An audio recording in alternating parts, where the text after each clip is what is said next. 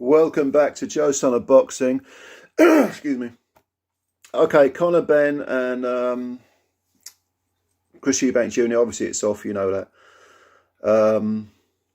And everybody's been, giving their 2 cents worth, releasing videos. I've mentioned the subject on a couple of my videos, but I wanted to make you, because there's an awful lot of stuff you got to sift through. So I wanted to make you aware of two particular interviews that I think are very, very interesting. And which I think you might, if you haven't seen them already, you'd really enjoy. And they give two different perspectives. The first one is on the Seconds Out channel, and it's with DiBella. And I couldn't sum up how I feel about the whole performance-enhancing drugs situation, the completely feeble mentality, never mind the system itself, but the mentality most people have towards trying to combat PEDs. I couldn't sum it up better than DiBella does in this video, because he is absolutely scathing about the whole situation, the whole system, the toothless, testicleless system that exists for taking on this this whole issue. And he's quite profane in what he says, which is amusing, but it's all true. I couldn't sum it up better. So I thought, well, rather than just repeat what I've heard, I'll point you in the direction of this this video. The title of the video is "Shut the Fuck Up," which sums up DiBella's rant. When it's a marvelous rant, and yeah, it's on Seconds Out. I'll leave the link in the descriptions box. Go and have a look at it. Now, the other one was by someone else who I've got a lot of respect for this guy, in at least when it comes to boxing. That's Peter Fury, and this was on the Boxing UK channel, and the title of it is "The Biggest Idiot to Walk the Fucking Planet If He's Done It," or "If He's Done That," or something along those lines.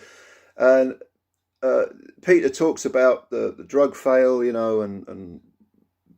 but he makes the point that it's feasible that Benn didn't know what he was putting in his body. Now, I know the argument is, well, every athlete has to be responsible for what they put in their body, and I kind of agree to that, sort of.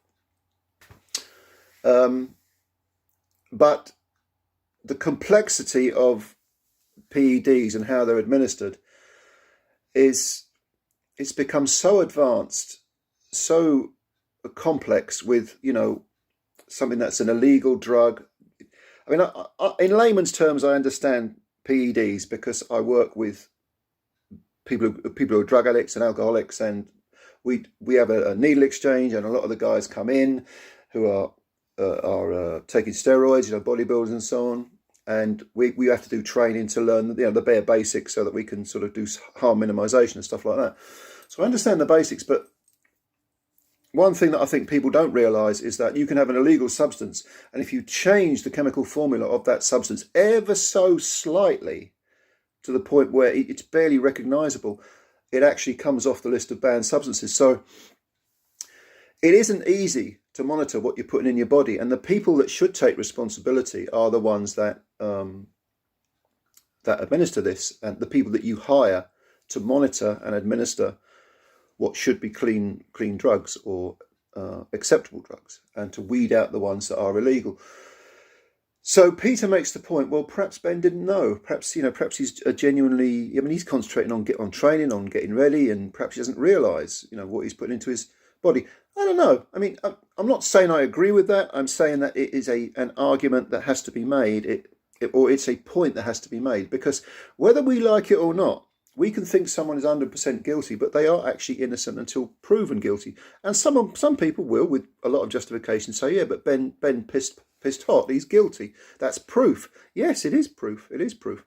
But you have to do your due diligence over the proof itself. You have to sort of make sure that it's legitimate. So again, I'm not saying I agree with that. I'm just putting forth these different viewpoints. The DiBella interview, I think, apart from being really funny, is absolutely how I feel about people's attitudes towards PEDs and the feebleness of the system that is supposed to police this already extremely dangerous sport.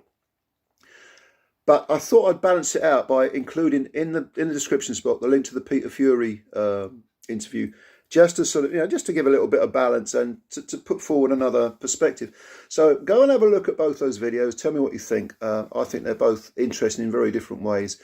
Yeah, I mean, and give me your opinions in the comments below. I'm always interested to hear your opinions. So thanks for listening. And as always, if you're new to the channel, we're getting very close to 1,000 subscribers. This channel turned 1 year old yesterday, which was October the 7th. So we're, after a year, we've got over 900 subscribers.